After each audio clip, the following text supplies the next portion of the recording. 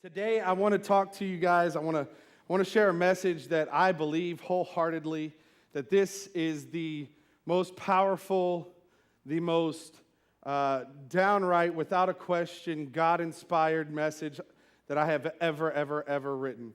Not to say that any of my messages are not God-inspired. I'm not saying that. But there's something about this message. And this is a message that was born out of what God is doing in my life right now, where God has been taking me through on this journey, and it's a hard journey.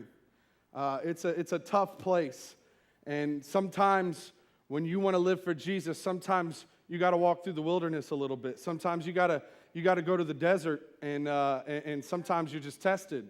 Sometimes you're tempted, and sometimes it gets hard, and it's in those moments when you decide, no, I'm going to put my foot down and I'm living for Jesus anyway. It's in those moments where your resolve is strengthened. And it's in those moments where the Spirit of the living God wells up on the inside of you and you begin to see things happen in your life that you've never, ever seen before. And that's where God's bringing me right now. So all of you who want to go for a ride, just hang on, because we're going this morning, all right? This is a message that I preached to the youth a few weeks ago. It's called, What is Your Why? What is your why? And I think it is a message that is completely relevant for today. But to get to the relevance of today, I've got to go back a little bit. I've got to go back 17 years to the year 1990. February 11th, 1990. Does anybody know what's significant about that date? This was the day that Buster Douglas fought Mike Tyson. I turned 5 that year. I turned 5. I actually have small memories of watching Mike Tyson fight when I was 5, 6, 7, 8. I saw him bite Evander Holyfield's ear off. I saw it. It was both the greatest and worst thing I've ever seen on TV. Because I was a kid. And I was like, is that what happens? And Mike Tyson said, yeah, that's what happens. He got that face thing. Mike Tyson is arguably one of the greatest boxers in history. Pound for pound was the greatest. I mean, he had one of the least frightening voices in the world. Yeah, I'm going to beat you up. Yeah. I mean, it's just terrible. But when that dude stepped into the ring, you feared him. He was Goliath, man. He was the best pound for pound fighter. No one, up until February 11th, 1990, no one had ever taken Mike Tyson off his feet. He had never been knocked out. He had never been knocked down. He has never hit the mat yet. Undefeated. Let me see if I have it right here. Mike Tyson was 37-0. Undefeated. Another stat for you. Up until this point, no one had ever been knocked down by Mike Tyson and got back up. In 37 matches, if Mike Tyson knocked you down, you stayed down. No one ever got back up. Crazy stat. But the date is February 11th. It's 1990. And Pastor Jay is 4 years old. That has nothing to do with the story. Mike Tyson is the undefeated heavyweight champion of the world, never got knocked out, never lost a fight, never even got knocked down. Mike Tyson's corner, his trainers, his coaches, they had gotten so confident, and a lot of people would say arrogant, but they had gotten so confident that they stopped bringing essential first aid gear to his corner of the fight. They didn't bring ice packs. They didn't bring that little wedge to knock down the swelling because he never got hit hard enough to swell up. He never got hit hard enough to hit the mat. He never needed first aid, so they actually quit bringing it. I thought that was amazing. Kind of sounds similar, doesn't it, to a man by the name of Goliath. Mike Tyson throws one of the hardest punches ever thrown in boxing history, and it's a right uppercut. He's like real small, right? Little guy, short. I mean, he's the width of a truck, but he's short, and he gets in on you, and you'll see Mike Tyson, he's working your abs so that your hands drop, and then he says, "Pa!" He got you with a right uppercut. And you're out. That's it. Done. It was the strongest punch in boxing history for the longest time, and it may still hold that record. But here's the deal. In the 8th round of the fight, Buster Douglas came into the fight a vast underdog. I mean, he had 29 wins, 4 losses, and 1 tie. In the boxing world, hang it up. Yeah, you got a lot of wins, but you got a lot of losses. That's a lot of losses to be fighting Mike Tyson for the championship. I mean, everybody had given the fight to Mike. Nobody thought Buster Douglas would even be able to stand 2-3 rounds with him. But he did. And as a matter of fact, in the punch count, if you were keeping track during the fight, all of the judges had Buster Douglas winning the fight up into the 8th round. It was unreal. He was landing everything. He was coming out swinging. He looked like he had never looked before. He trained everything for this fight. And in the 8th round, Mike got him. Mike worked on the inside the whole fight trying to get in there. He finally got in there on the 8th round, and he hit him with an uppercut. And Buster Douglas hit the mat. And look, he was done. He was gone. Commentators, everybody said, this fight is over. No one's ever gotten up before.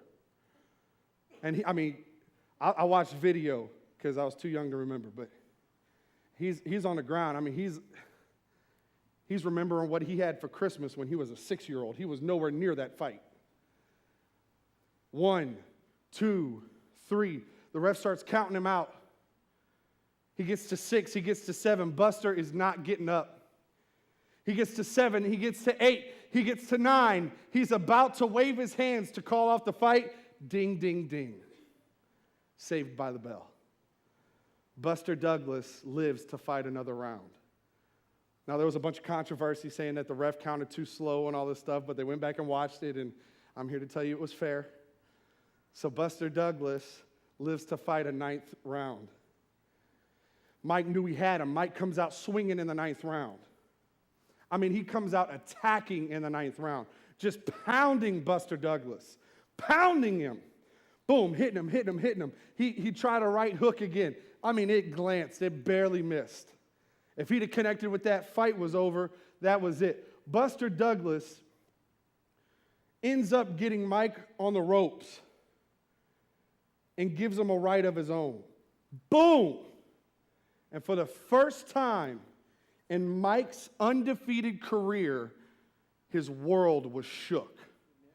And he hit the mat, and he didn't get back up. And he got knocked out by Buster Douglas. Somebody who should have lost the fight in the 2nd or 3rd round, somebody who was counted out from the very beginning, somebody who didn't have a prayer or a shot at all to win this fight, he ends up knocking out Mike Tyson, who was way better of a boxer. And this is where I'm preaching this morning. You see, at the end of the fight, the commentators, the sports analysts, the interviewers, they come up and they ask him, Buster, how were you able to knock out Mike Tyson? How were you able to be the first one to defeat him? And he said, it's simple. You see, 2 weeks ago, 2 weeks before the fight, my mom told the world I was going to beat Mike Tyson. In a press conference, my mom told the world that her son was going to beat Mike Tyson. And 2 days before the fight, my mom died. And I had to make a decision. Was I going to die? Was I going to let my dreams, my goals die with my mom? Or was I going to make her last message to the world become a reality? And so that hope, that faith, that encouragement that his mom put on the inside of him was stronger than that 8th round uppercut. The reason he had for fighting, his why, was stronger than Mike Tyson's right uppercut. And he was able to fight on. And he was able to come out with the victory. Reminds me of a couple people in the Bible, because I don't want to preach about Mike Tyson and Buster Douglas. Reminds me of a couple people in the Bible, Daniel in the lion's den, Shadrach, Meshach, and Abednego in the fiery furnace. They were forced to worship another god. They were forced to worship a statue of a king, and they refused to. So they were thrown in the lion's den. They were thrown in the fiery furnace, and it was their unshakable devotion to the Lord. It was their faith that never wavered. It was their why that saw them through the impossible time, that saw them through the impossible circumstance. Elijah, against all the prophets of Baal on a mountain, he was facing, just impossible odds. And they're coming against him saying, the God we serve is the real God. And he's saying, no, y'all tripping. See, this is how I read the Bible. When I read the Bible, I read it how I talk. So I see Elijah more as a gangster than a prophet. Like, I think Elijah was like, no, y'all tripping. Like, my God's about to tear y'all up. Y'all don't even understand. But the prophets of Baal were saying, no, we go first. We got first. So they have all the altars laid out on the mountain, and they're crying out to Baal and saying, consume these altars in fire, and nothing is happening. And this is why I think Elijah was a gangster, because he starts mocking them. He starts saying, wait, we've been at this like an hour. Like, what's going on? Where is he at? Is he tied up? He's in a meeting? Listen, Elijah says, is he in the bathroom? He says, is he busy relieving himself? Where's your God? And he said, no, I'm done. So then he tells him, take one altar, douse it in water. Soak this bad boy in water so that you can't even pretend to give any kind of credit anywhere else but my God. He prays a prayer, and his God lights the altar on fire like that. It was his confidence in his God. It was his why that was stronger than the taunts of the prophets of Baal. The 2 blind men who followed Jesus around screaming, Son of David, have mercy on us. Listen, if this happened today, I really have a feeling that these blind men would have met a different fate. Because Jesus ended up walking into the house where he was staying, and the 2 blind men just followed him right in. Like, what if I went to your house, like you invited me over for dinner, I walked into your house, and I brought 7 of my students with me that you didn't know about? You'd be like, boy, get out. I cooked for 4 people, not 17. These 2 blind men were so desperate, their why, their reason for what they were doing was stronger than the fear of what might happen to them when they walked into someone else's house. They knew Jesus was there, they knew he could heal them, and they didn't care about the consequences because their why was bigger than their fight. And I could go on and on. The 4 men who lowered their friend through the roof. I could go on and on. We even talked about David and Goliath in 1 Samuel 17, 45 to 47. You hear David's why. You hear the reason why he was able to fight and win. It says, David said to the Philistine, to Goliath, you come against me with sword and spear and javelin, but I come against you in the name of the Lord Almighty, the God of the armies of Israel, whom you have defiled. This day the Lord will deliver you into my hands, and I will strike you down and cut off your head. This very day I will give the carcasses of the Philistine army to the birds and the wild animals, and the whole world will know that there is a God in Israel. All those gathered there will know that it is not by sword or spear that the Lord saves, for the battle is the Lord's, and he will give all of you into our hands. His why, the Philistine was defiling his God, and he said, no. No one's going to stand up to this guy. His why was bigger than his fight. His why was bigger than his enemy. His why was bigger than Goliath. Do you know your why this morning? Do you know why you do what you do? Do you know why you serve the Lord? If you don't, do you know why not? Why do you serve God? I'm going to tell you, I serve God because without Him, I was an addict waiting to happen. Without God, I was the life of the party, and I had lots of friends, but I was so empty and depressed on the inside. I was a loser with no purpose. I serve Him because He gave me a purpose. He gave me joy. He gave me a life worth living. And every time life hits me with an uppercut, I have to remind myself about my why. I serve Him because He is constantly teaching me the value of a soul. And He ain't willing that anyone would perish. So neither am I. So that's why I do what I do. But what is your why? Why do you do what you do? Matthew chapter 5, verses 13 to 16 says, "You are the salt of the earth. But if the salt loses its saltiness, how can it be made salty again? It is no longer good for anything except to be thrown out and trampled afoot. You are the light of the world. A town built on a hill cannot be hidden. Neither do people light a lamp and put it under a bowl.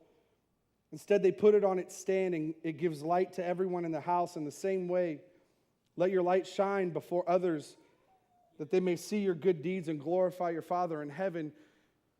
What is your why? Because God called you to be the salt of the earth. He called you to be the very thing that the earth desires. Anybody ever eaten food that was not seasoned?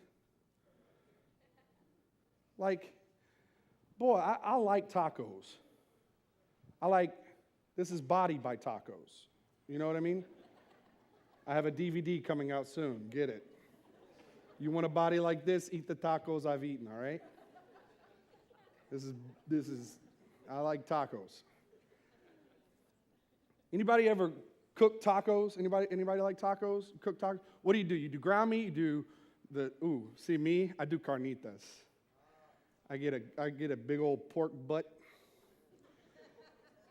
I slow cook that bad boy for about 10 hours. Look, that bone that's in there, that hip bone, you reach in there and you pull it out, clean. I'm so hungry right now.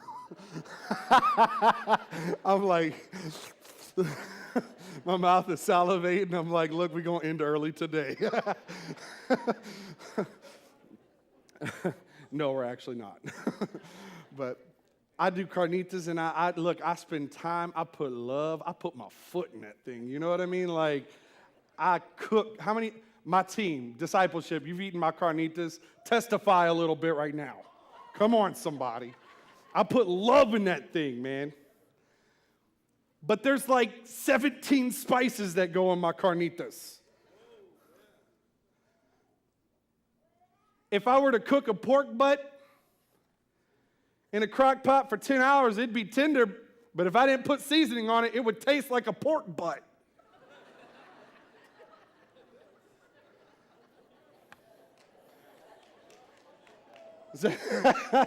Does that make sense?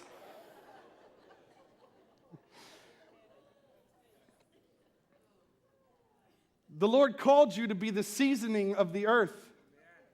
You are what makes the earth worth living in. Do you understand that? God has called you to be the salt of the earth. And not the salt that gets thrown out on the snow when it's cold so there's traction. No, the stuff that makes life worth living. That's what you're called to be. You're called to be the light. Not a light to just light up a house, not a light to light up a room, but a light at the top of a hill to light the entire city, to bring light to the world. That's why you're here. But why you're here doesn't always line up with why you do what you do. And you see, our why sometimes has to be redefined, because sometimes we lose our saltiness. Sometimes our light starts to dim. Sometimes we lose our why. And life is going to hit you. You're never going to hear Pastor Jay, you're never going to hear Pastor Paul, Pastor Armin, Pastor Mark, you're never going to hear them say that living for Jesus is easy, breezy, beautiful cover girl, okay? That's not real life. You're going to hear them say it's worth it. It's worth everything. And I'm not saying that living for Jesus is a drag, because can I just tell you, I've had more fun living for Jesus than I've ever had living for anything else. I'm telling you the truth right now. But if my daddy taught me one thing, he taught me that if there is anything worth doing, it is worth doing well. And if you're going to do something well, and if you're going to do it with all of your heart, you're going to give everything you got. And sometimes that's just going to be hard. Sometimes doing the right thing is just straight up hard. It's not the popular thing to do. It doesn't get you the promotion at work. It doesn't get you more friends at school. Sometimes doing the right thing is going to cost you your job. Sometimes doing the right thing is going to cost you your friends. Sometimes doing the right thing is going to cost you that immoral relationship. Hang on a second, move your toes in so you don't get stepped on.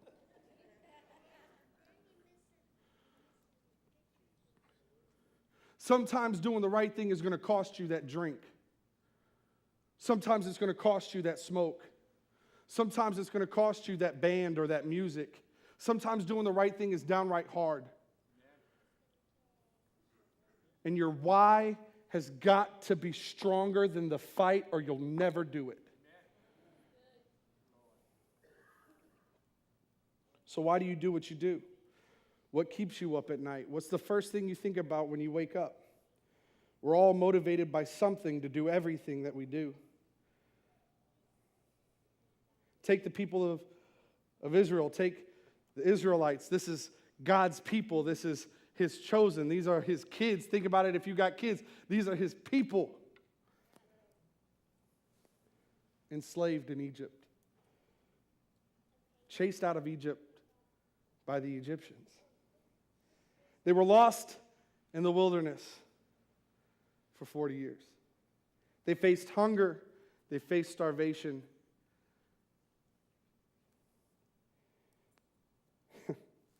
These are God's people. And it was hard. And it hurt. That's why time after time they rebuked Moses, and they would say things like, "Why did you even bring us out of captivity? I mean, we could have just stayed in Egypt. We had square meals. We had a roof over our head." But think about it.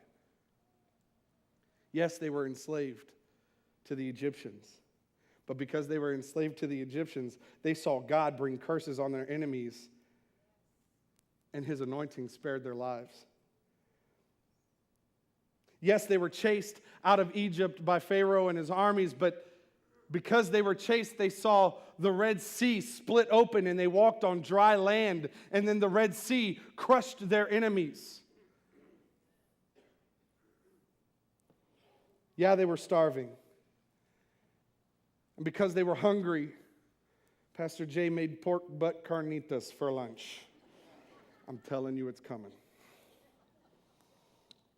But because they were starving, because they were hungry, the Lord literally, check this out, He literally rained down manna from heaven. He literally rained bread. Like, it wasn't like water and then they mixed bread. The rain was bread. That's so cool.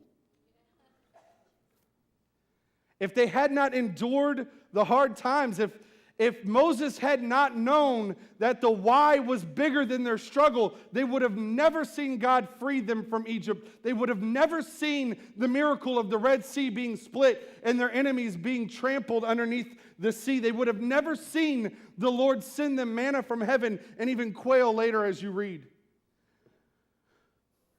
You see, God shows up.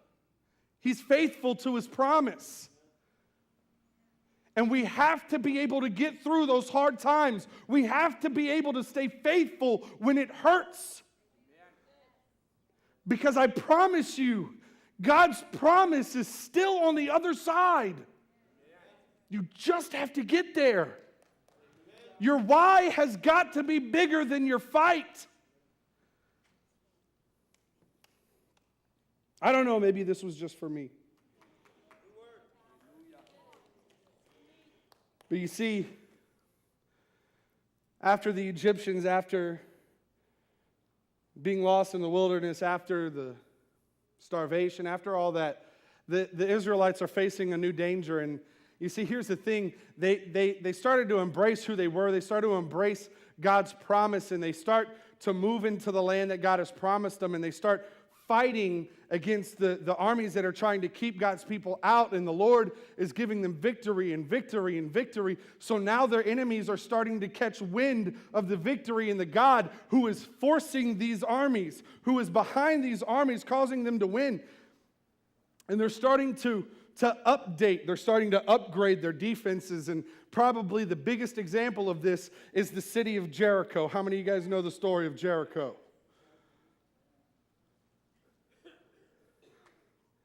Famous, or I guess you should say infamous, city of Jericho. They built their walls so high that they were insurmountable. They built them so thick that they were indestructible. And they hid inside the city, away from God's armies, safe. It was impossible, you hear me? Impossible to take the city of Jericho. No army was big enough. No army was strong enough. It was impossible.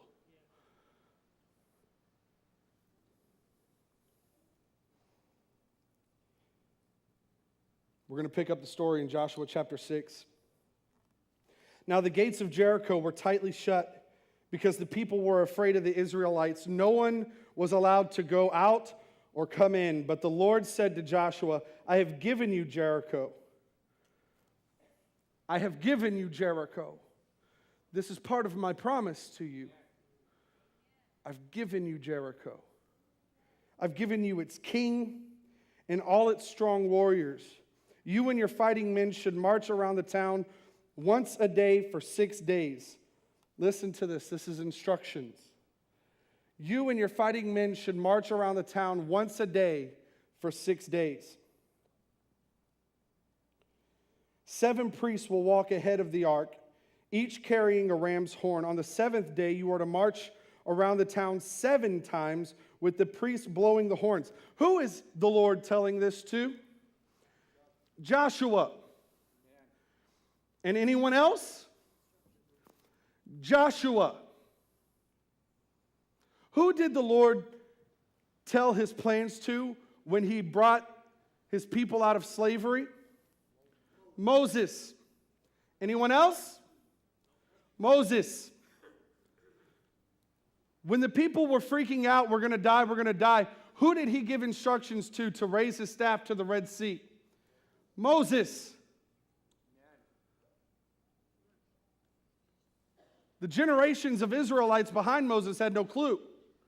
Moses knew what was on the other side. Moses knew the why.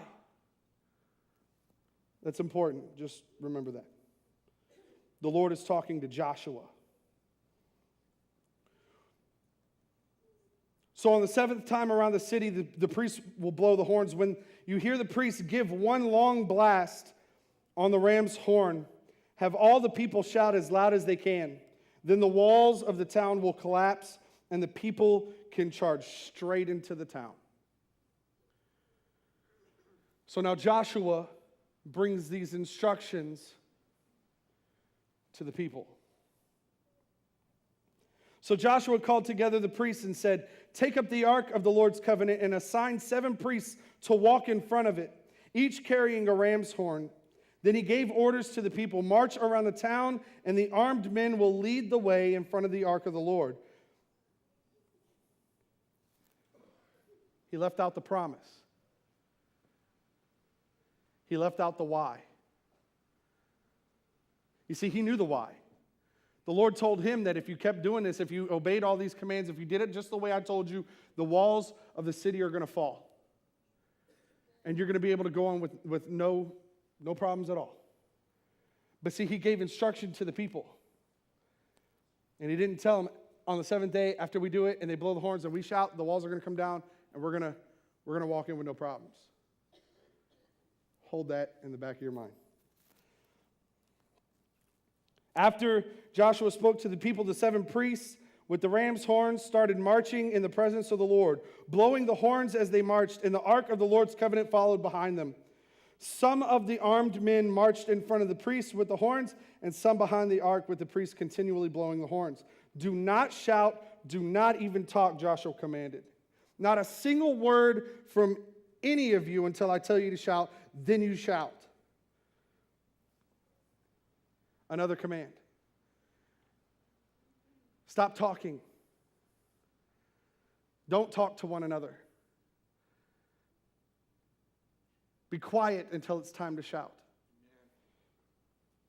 So the ark of the Lord was carried around the town once that day, and then everyone returned to spend the night in the camp. Joshua got up early the next morning, and the priests again carried the ark of the Lord. The 7 priests with the ram's horns marched in front of the ark of the Lord, blowing their horns. Again, the armed men marched, both in front of the priests with the horns and behind the ark. All this time, the priests were blowing their horns. On the second day, they again marched around the town once and returned to the camp. They followed this pattern for 6 days. Listen to me.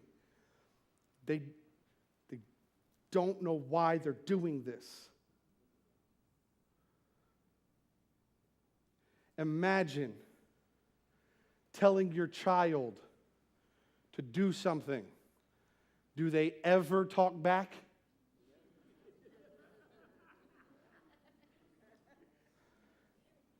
No? Do they ever not? Hey, take out the garbage. And what do they want to know? Why? Because if you don't, I'm going to whoop that behind. That's what my dad used to say. Oh, okay, that's all I wanted to know. I just wanted to know the why. Turns out the why is stronger than my desire to sit on the couch. All right. My dad was a Navy SEAL.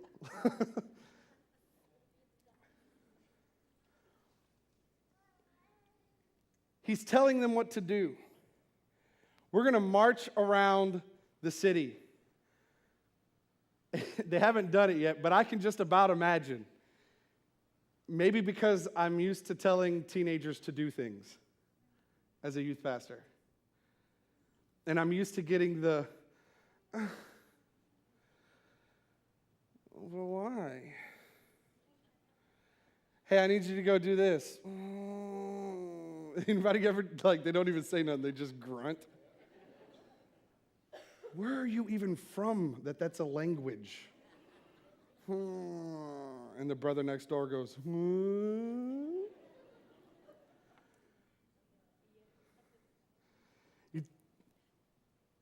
You're going to march around the city, but I don't want to march around the city, Joshua. It's hot.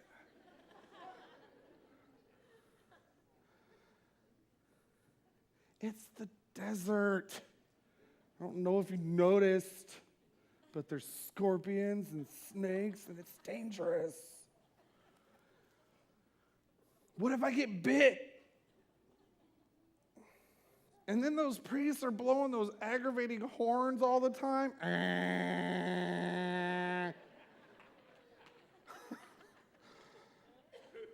I can just imagine it because people are people. They've always been people. They're always going to be people.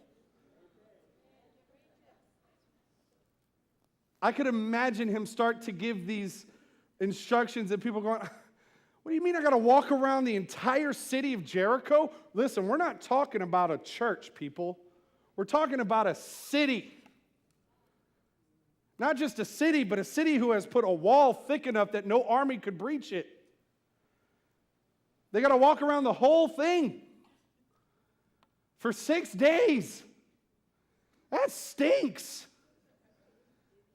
And I can about guarantee you they weren't too excited about it. So I just, in my head, this is not theologically taught. This is imagination of Pastor Jay. Okay? This is me filling in holes. I could imagine them being pretty upset about it and start complaining. And Joshua said, shut your mouth. Haven't you told your kids that? I don't want to mow the lawn. It's hot and you go in circles and I get dizzy. Shut your mouth. Or else what? I'll shut it for you, right? Anybody ever say that? No, just my parents? Okay. Now shut your mouth. Stop complaining. You're comfortable where you are. You're apathetic where you are. And by getting up and marching around this town, it's going to be hard and difficult, and I understand you don't want to do that. But stop talking to one another. Because the one thing that will stop a move of God is when the people start talking, yip-yapping behind the backs of the leader, behind Joshua's back. The Israelites start going to one another and say, I don't know why this dude has us doing this. All we got to do is just knock it down with our big, I don't know, whatever they used. I got a sword. I got stuff to do. I got a family to take care of. I want to go shopping at the mall. But the one thing that will kill a move of God in a ministry is when people start to bite and start to have Joshua for lunch. You know what I mean? And Joshua warned them and he said, you know what? Just don't even talk to each other. Just do what I'm telling you to do. So the first day happens. They walk around the city of Jericho. Imagine it. Nothing happens. Woohoo! All right. We just wasted a day. Second day. Joshua says, do it again. Okay. Walk around the city. Nothing happens. What's going on here? The third day, nothing happens. The fourth day, nothing happens. The fifth day, the sixth day, around the city, day after day, nothing happens. Joshua said, we're going to do it again tomorrow. Oh, this guy. This guy with his marching and his horns.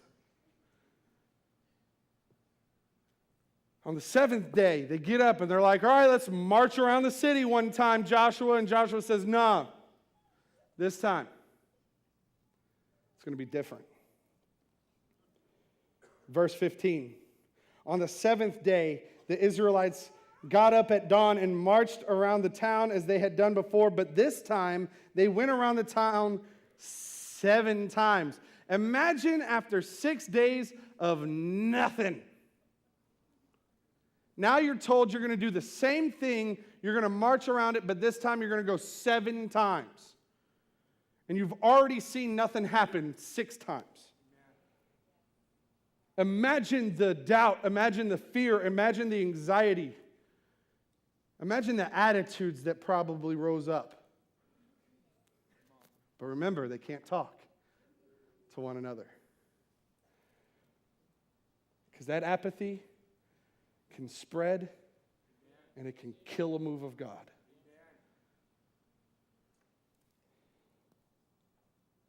Check this out. This is awesome.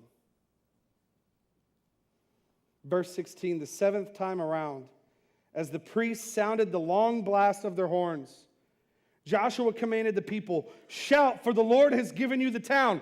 Wait a second. They just got the why. They just found out why they did everything that they did. Shout, for the Lord has given you the town. And now, after they've marched around a city 7 times, 6 days before that, once a day, but on this day, we just marched 7 times. They're tired. They've been in the sun. They're hurting. And now they have to muster up a shout, but they do it because they know the why. The Lord has given you the town, so they muster up that shout. I think of like Arnold Schwarzenegger. Verse 17, Jericho and everything in it must be completely destroyed as an offering to the Lord. We're going to skip a couple down to verse 20.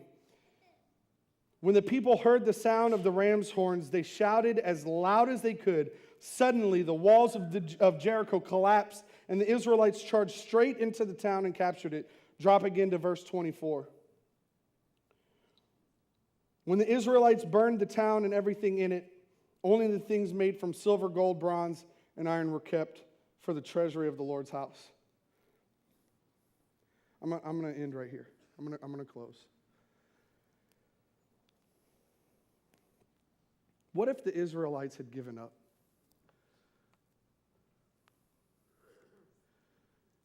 What if they gave up on the second day when nothing happened? What if on the sixth day, after doing this for 6 days, we've been doing it for almost a week, and nothing happened? What if they'd have given up? What if on that seventh day, the third time around the city, they said, you know what, this is bonkers? What if on the seventh day, the sixth time around, they said, I'm done, right? I'm done. I finished, right? You have one more time. You have one more time.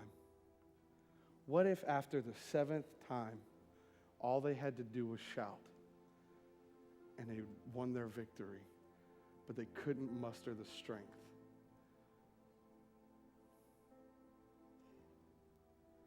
What if they gave up right at the finish line? There are some people who are here today, and you are fighting, man. You are fighting. I don't know if it's a bout with an illness, with cancer. I don't know if it's a fight with a family member. But you're fighting, man. And you felt like giving up. You felt like you had nothing left. There's nothing in the tank. Mike Tyson just knocked you down and you're seeing stars.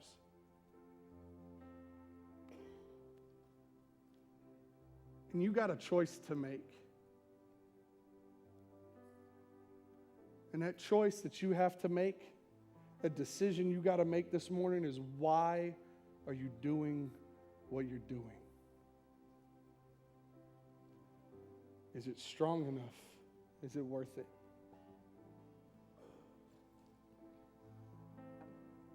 Do you know the value of a soul?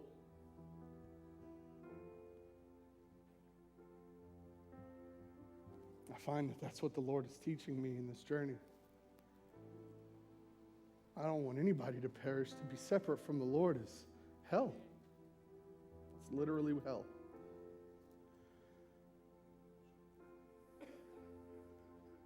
This morning, I don't know. I don't know if this hit you or if this just hit me.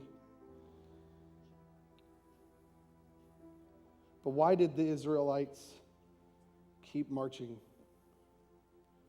Why did they go around again and again and again? Why? Why?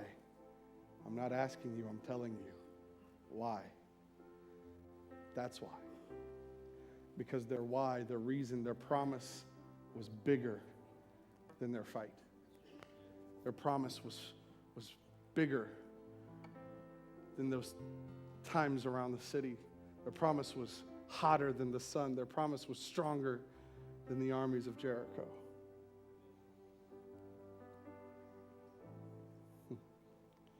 The enemy's going to try to steal your why from you.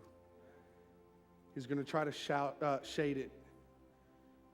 He's going to try to shroud it in apathy. He's going to try to shroud it in discontentment. He's going to try to give you every excuse, every reason not to keep fighting, not to go around again. You can't let them do that. You can't let them do that.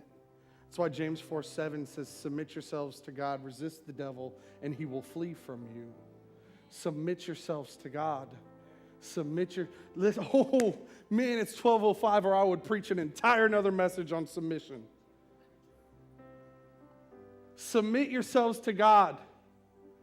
I heard a wise man say one time, and I don't even think he realized it, but it shook my world. Like, I'd never thought of it like this. You want to know who it was? Pastor Armin. I guarantee you he doesn't even know what I'm about to say. I heard him say about submitting one time, submitting isn't for when you agree. That's called agreeing.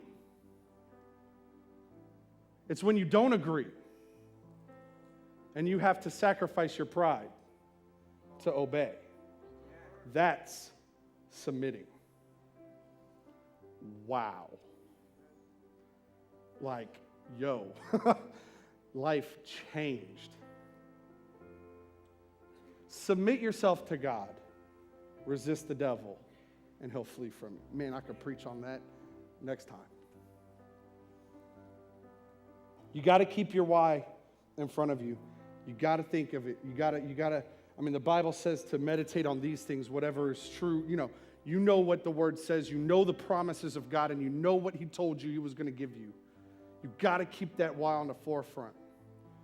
But I feel like this morning there might be a few people who have lost their saltiness, who has dimmed their light a little bit, who has lost their why just a little bit. And for you, I want to pray. So if I could have all the prayer teams just come forward this morning to pray with.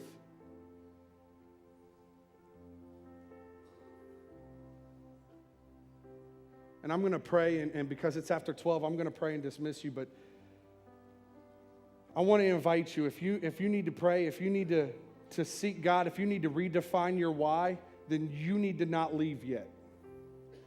And you need to be up here at this altar, and they can help you pray, or you can find yourself in a position where you can kneel and pray by yourself, but you've got to define your why. You have to know why you're doing it, and it needs to be strong enough that you can survive the fight. It needs to be strong enough for you to take the hits and keep on swinging. Let me pray for you. Everybody bow your heads. Close your eyes. Lord, I thank you so much.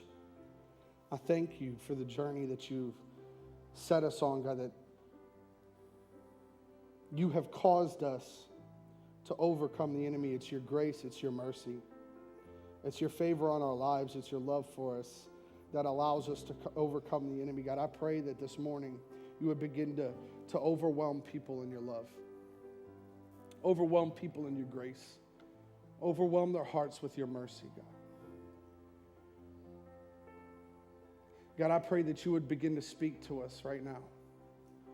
Speak to us about the reasons we do things, about the reasons we serve you, the reasons that we give, the reasons why. God, and I pray that you would begin to define them, redefine them, God, mold them, shape them to be your reasons why.